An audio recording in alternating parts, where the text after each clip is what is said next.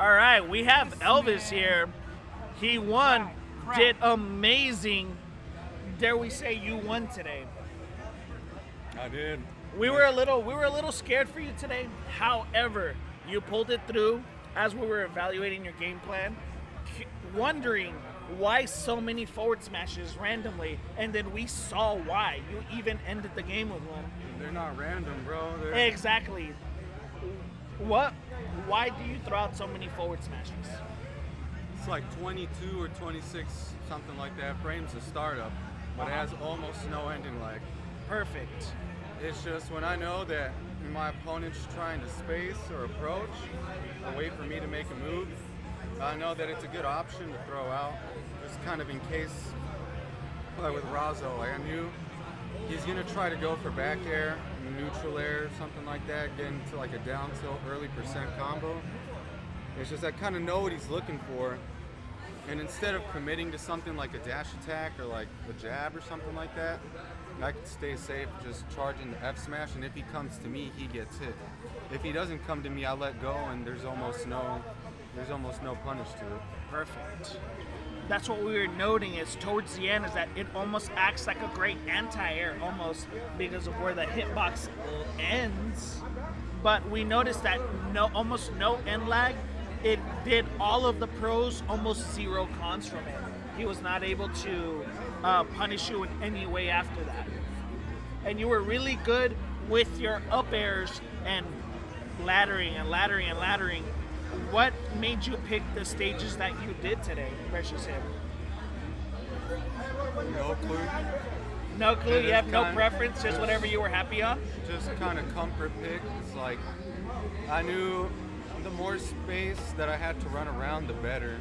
So when I tried going FD, and it was a smaller stage and no platforms, yeah, it's kind of like you control so much space with just the flow and the back airs, and then as well as turnips and stuff like that. I kind of have to hide under platforms or use them to land, refresh my jumps to keep baiting out his options. So I mean, I tried FD one time because personally that's just my favorite stage. No reason in particular, but when you grow up playing like Smash 4 for Glory online, yep, it's the only stage. So. It's the only stage you feel very comfortable playing.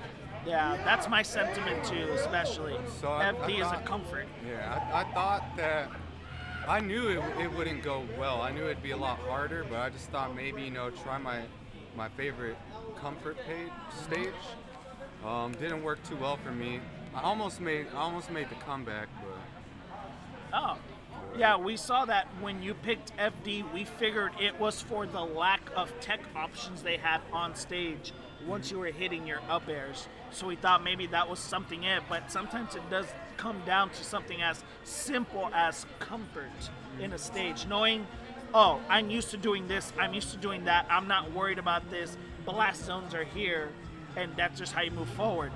Now, this being your second win, how do you compare this? Yeah, back to back. Let's not forget. How do you compare this one? Oh, third win. Should have been fourth. Oh, shit.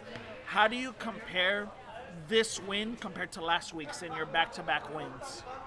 When you had rivals like Razo, Cyro, Ketchup this week compared to not having them last week. Let's just say a harder bracket. It definitely was a harder bracket, at least towards the top 8. The thing is that like last week I ended up playing Nito multiple times, and so that was like a big part of like I'm doing this again. I did it before, and I felt confident going in that I could do it again, but I guess just because we've played frequently in such a short amount of time, the games are always close because it's like we're constantly having to adapt to each other on the fly. And this week, I haven't played Ketchup in a while. I never played my Olimar against him either, so that was new. Never played Razo before in bracket, and like really to any serious extent. So this was like my first time really just trying to, best him and come out on top. So he was definitely the biggest challenge of tonight. I mean, I had a lot of close calls this top 8. the Game 5 set, some nail biters, man, just last sec. Yeah.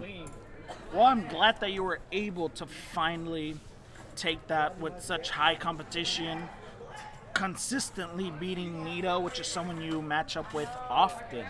You're finally starting to adapt in a very consistent way properly versus people that you're competing against regularly and as they grow as well. So, now moving on, let's say towards the future, you have this Sunday, correct? Are you going to be playing to the Super GameLab-Smash tournament? Yeah. What do you anticipate doing then? Do you think the competition will be harder? Will you be training a bit differently, seeing that what people are coming, or are you just going to stick to do you, and not really think too much about it? We'll start off, my goal is to get top 8. Obviously, I'm entering to win it. Yes. I think I definitely can.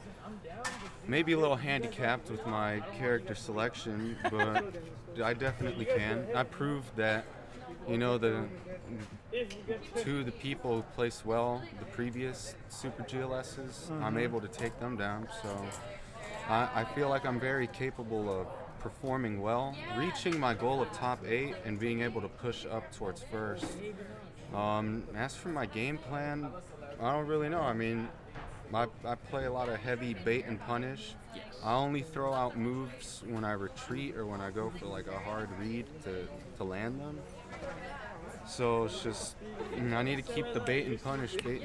I need to play me, because the best part about the thing that makes a player the best is being able to adapt and apply their game plan to anybody. Like the pros, they go to majors, and sure, you usually see the same people in like top 8 or something, but it's like, Why do you see them? the whole bracket up to there, these guys had to play countless people. And the way I look at the game is, if I have one stock, just one, even if the other guy has all 3 of his, I haven't even touched him yet, I'm about to get JV for it. As long as I have one stock and there's time on that clock, I can make anything happen. Beautiful. And that mentality is just kind of what carries people through, circumstances where they play someone they never played before. And that's kind of what got me through today, is that there was a lot of times where I kind of just, like, after winners finals, I was like, damn, I'm about to get washed. And then I kept playing. I stuck to my game plan. I learned from winners finals. I stuck to my game plan. I continued to bait and punish. I made the best out of the interactions I won. And it's just, even the reset, game 5, like, I don't even know, like, my percent was in the dead red, and he wasn't even that high of a percent. And I just thought to myself, as long as there's still time left, and I can keep avoiding him and do what I need to do, I can win this. And what do you know? I threw out random 2-frame F smash, and got me the opportunity to take it to the reset.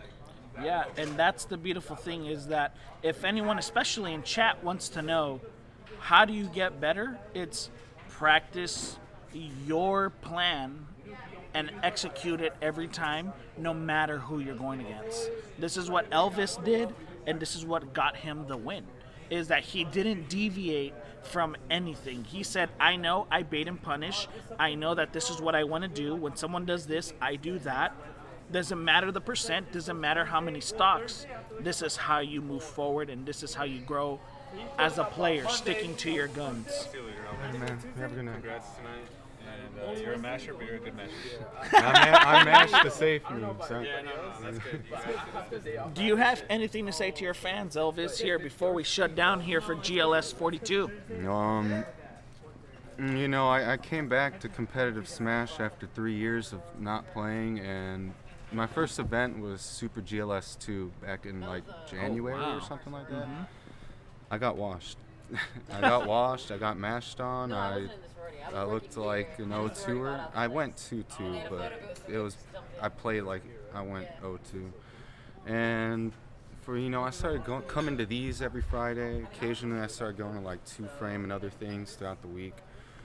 And I think the thing that really got me by is just, you know, my friends and the community that I've made and the people that support me. Because there are definitely times I felt like, man, I had to give up. Like, if I always complain about how bad my character is, why don't I pick a better character? Because it's the only character I have fun playing. So it's just like, it's my ride or die, and even though it may be hard sometimes, it's like, I have the support from my friends like Gel King, RJ, Chicken Cup, all these BYS guys, everybody. You know, so I want to thank everyone for that. You know, it's like, it's a big reason as to why I still kept coming back. And I mean, look, I had a long streak of third place, a couple of second places thrown in there.